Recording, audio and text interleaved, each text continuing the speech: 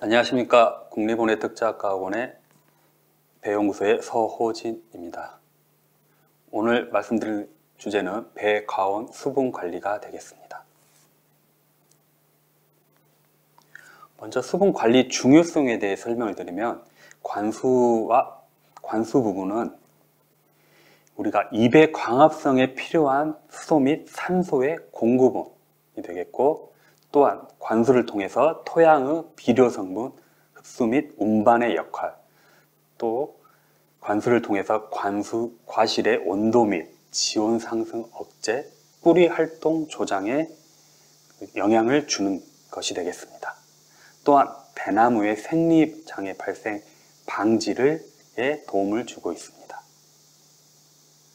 우리나라 강수량은 연평균 900에서 1300으로 온대가수에 적합합니다.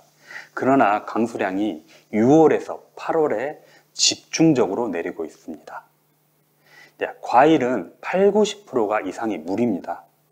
맛있는 과일을 생산하기 위해서는 과수원의 토양의 수분 상태가 아주 중요하다고 할 수 있습니다.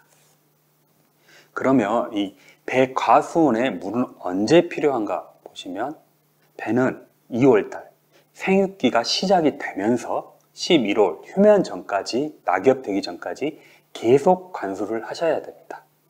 수확기 때 단수를 하면 일례로 당도가 올라간다고 하는데 맞는 말입니다. 그러나 이는 수분 흡수를 끊어줘서 그러는 게 아니라, 우리가 질소 비료를 주었는데 이 질소 비료가 흡수가 안 되어서 당도가 올라가는 겁니다. 우리가 과일은 70에서 80%가 수분입니다. 수분을 안 주면 이 수분 함량이 떨어집니다. 그러면 과실은 더 상품성이 떨어지게 됩니다. 앞에서 언급드렸던 것처럼 이 물을 끊임없이 줘야지 배에서 이 체압을 도출하거나 유부가처럼 생리장애가 발생하지 않고, 또한 비료의 흡수를 계속 돕게 해줄 수가 있고, 또 나무가 광합성을 할 수 있게 해주며, 또 신초 생장, 과실 비대 등을 원활하게 해주고 있을 수가 있습니다. 배과수원 물관리 어떻게 해야 되냐? 뿌리가 분포된 곳에 항상 물 부족이 안 되도록 관리를 해야 합니다. 또한 신초 생육 및 과실 비대기에 과장물이 많이 필요로 하기 때문에 그 시기는 더욱더 관리를 잘 하셔야 됩니다. 또한 생육기 중에 물이 적거나 물이 관수가 안 돼서 가물게 되면 양분 축적이 제대로 이루어지지 않기 때문에 관수에 신경을 쓰셔야 됩니다.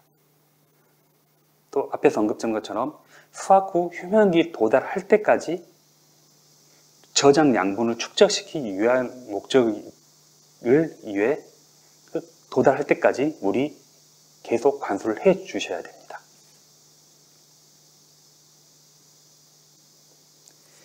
이 관수를 그러면 어떻게 줘야 되냐? 가장 쉽게 설명을 할 수 있으면 증발상량을 계산하시면 됩니다. 1일에 한 4에서 5mm가 증발을 합니다. 이렇게 되면 언제 관수를 하셔야 되냐? 그렇게 계산하려면, 산술적으로 계산하면 7일에서 10일 동안 강우가 없으면 관수를 하셔야 됩니다. 토양의 성질에 따라서 관수를 양을 조절을 해야 되는데, 사토 같은 경우는 4일 간격, 양토 같은 경우는 7일 간격, 식양토 같은 경우는 9일 간격. 왜냐? 사토 같은 경우는 물 보유 함량이 보수력이 떨어지기 때문에 훨씬 더 빨리 떨어지고, 그 다음에 양토는 또 보유하고, 식토 같은 경우는 더 보유력이 더 높기 때문에 이 토양 성질에 따라서 그 증발상량을 계산하여서 관수를 하셔야 됩니다. 또한 토양, 이 오른쪽의 사진처럼 텐시오메타를 가운데 설치를 하시고, 이 토양 장력에 따라서 관수를 해 주실 수가 있는데요. 일례로 30kPa 이내를 유지를 하시면, 가운데를 유지를 하시면 열과 등의 생리장애를 또 방지할 수가 있습니다. 여러분, 과원은 지금 관수를 어떻게 하고 계신가요? 관수 방법에 따라 장단점을 살펴보시면 점적 관수가 있고 살수 관수가 있는데, 가온을 제가 가보면 살수 관수를 하시는 곳도 많고 점적 관수도 하시는 분이 많습니다. 토양 과수원은 점적 관수를 하셔야 됩니다.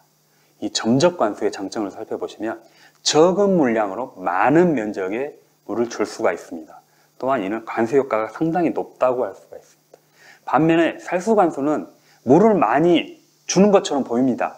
토양 내에 물이 많이 흩어지는 것, 물이 들어가는 거 보이기 때문에 물을 이 정도 좀 많이 줬다고 생각합니다. 근데 이 살수 관수 같은 경우는 토양 내에 들어가는 양이 별로 되지 않고 위에 있는 잡초들, 풀만 좋은 겁니다. 그래서 살수 관수보다는 점적 관수가 더 유리합니다. 살수 관수를 보시면 이렇게 설명드리면 우리가 소나기가 엄청 많이 내립니다. 소나기가 내릴 때 이 소나기가 토양 내에 들어가는 것은 거의 별로 되지가 않습니다. 다 흘러서 내려가 버리는 겁니다. 그런 것처럼 스프링클러로 관수를 하시게 되면 토양 내로 들어가는 것은 적고 풀만 좋은 겁니다.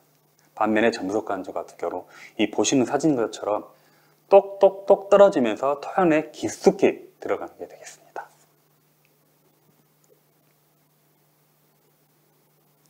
이 사진을 보시면 이 점적 관수인데요. 이 표면 관수의 점적 관수로 따라서 이 토양 내 물의 확산을 보여주는 건데요. 이 점적 관수를 주면서 서양토 같은 경우는 시간별로 깊숙이 들어가는 형태를 보실 수 있고 식양토는 점점 퍼져가는 형태를 보실 수가 있는데요. 이 서양토는 점적 관수를 어떻게 하느냐?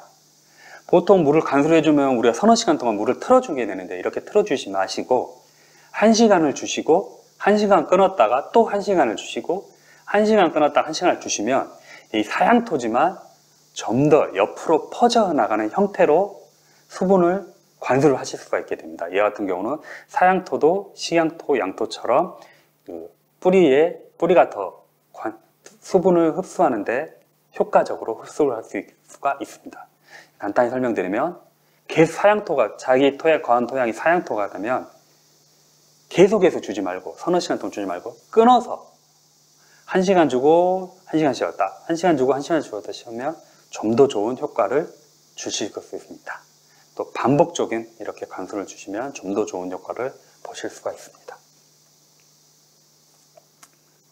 관수를 중요성을 말씀드렸다면 이 장에서는 이 슬라이드에서는 배수의 중요성에 대해서 설명을 드리겠습니다. 이 토양 내 배수가 좋지 못하면 이 배에서는 고사나무가 나타날 수가 있고 이 오른쪽 사진처럼 유부가 울퉁불퉁한 과실이 나타나며 또한 조기 낙엽의 영향이 나타납니다. 또한 배수가 불량했을 때는 신경에 의해 유기물의 사용이 불가됩니다. 또한 이는 뿌리의 습해를 야기시키고 또 호흡 장애를 야기시키게 됩니다. 아래 사진과 같은 보시면 배 가수원에서 나무가 죽은 가장 큰 원인 크게 보면 두 가지가 있습니다. 첫 번째는 배 흰날개 문우병 병에 의해서도 이렇게 낙엽이 지면서 떨어지는데요. 이 흰날개 문우병 같은 경우는 생육 초기에 일어납니다. 근데 이 배수에 의한 고사주는 생육 후반기 때 9월, 7월, 8월 초, 8월 말에 많이 나타납니다. 배가 과실이 다 착화가 되고 봉지를 다 쇠인 상태에서 많이 죽어가는데 이와 같은 경우는 배수의 영향에 의해서 고사가 됐다고 할 수가 있습니다. 그러면 우리 가온, 여러분들 가온이 배수 상태가 좋은지 안 좋은지를 어떻게 살펴볼 수가 있냐면 먼저 쉽게 구덩이 이렇게 파놓습니다.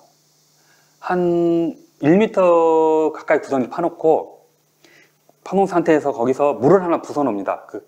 그리고 그 다음 날에 와서 봤을 때 위쪽 사진처럼 배수가 양호한 가온 같은 경우는 물이 쭉 빠져 있을 겁니다.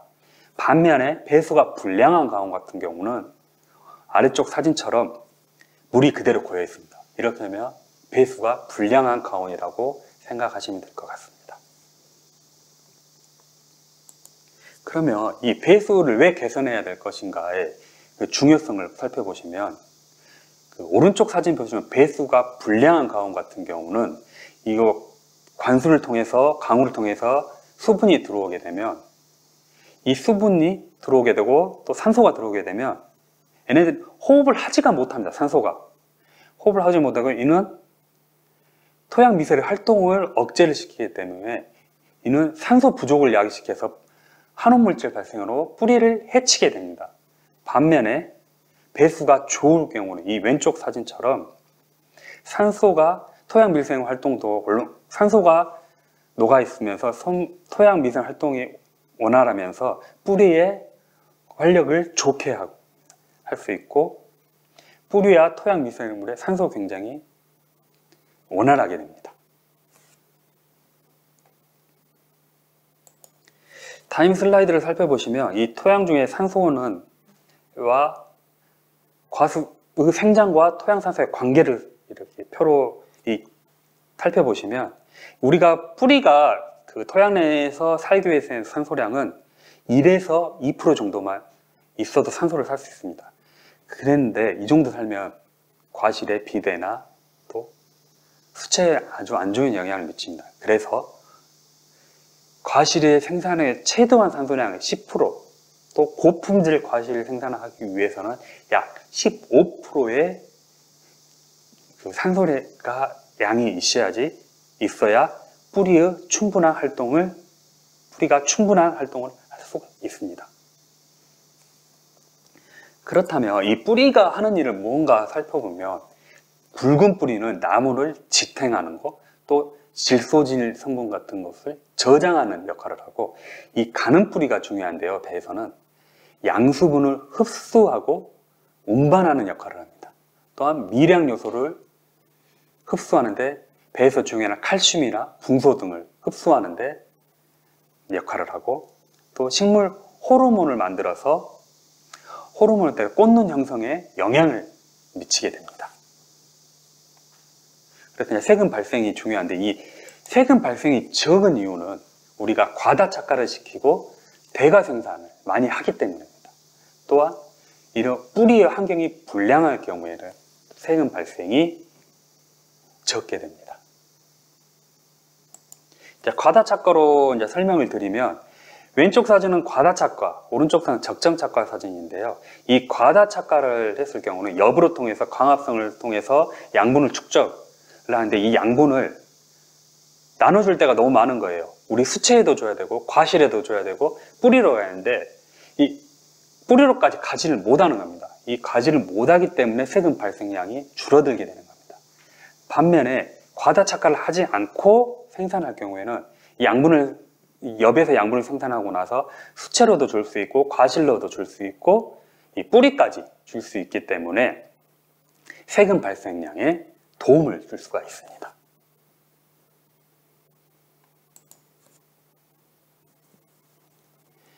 왜 통기 불량한 곳에서 뿌리 생육이 불량하게 되냐면 이 양분의 흡수이 불경행이 됩니다. 이제 질소질이 부족하고 칼리질이 부족하고 칼슘질이 부족하고 마그네슘 부족을 하기 때문에 양분 흡수의 불균형이 일어납니다. 이런 경우에는 생리장애가 많이 발생하고 또 병해충까지 발생하게 되는데 탄저병 등 같이 병해충 발생해서 조기 낙엽에까지 영향을 미칩니다.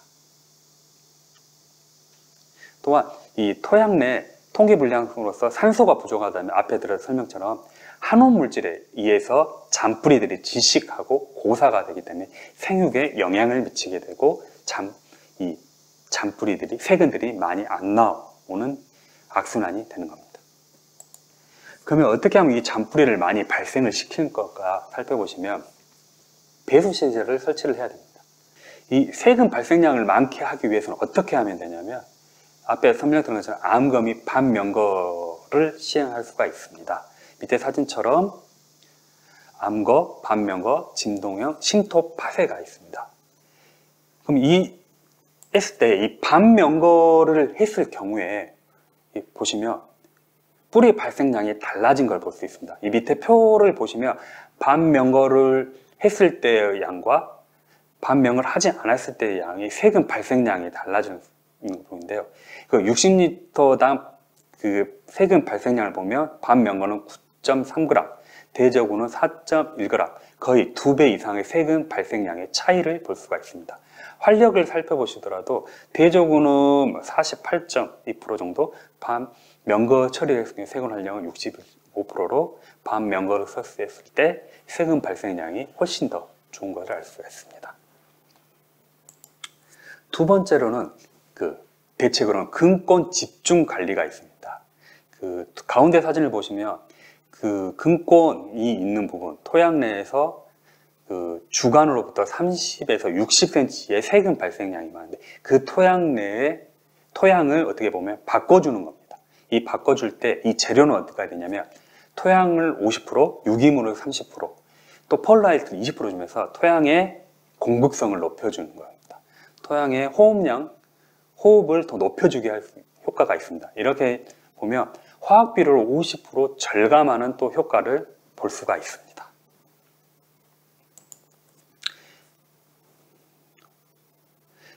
근권 집중 관리에 의한 세균 발생량을 보시면 집중 관리와 대저구에 나눠서 보면 토양 깊이별로 보시면 모든 처리구에서 집중 관리구가 세균 발생량이 대저구보다 많은 것을 아실 수가 있습니다. 보시면 대저구 같은 경우는 20리터에 135g, 그 집중 관리는 약 250g, 약 2배 이상의 차이가 나타날 수가 있습니다. 자기 토양 내 근권 부위를 개선할 수 있는 방법으로서 근권 집중 관리도 하나의 좋은 관리 방법이 되겠습니다. 오늘 이제 수분 관리에 대해서 말씀을 드렸는데요. 관수는 우리가 2월부터 11월까지 연중 끊임없이 주셔야 됩니다.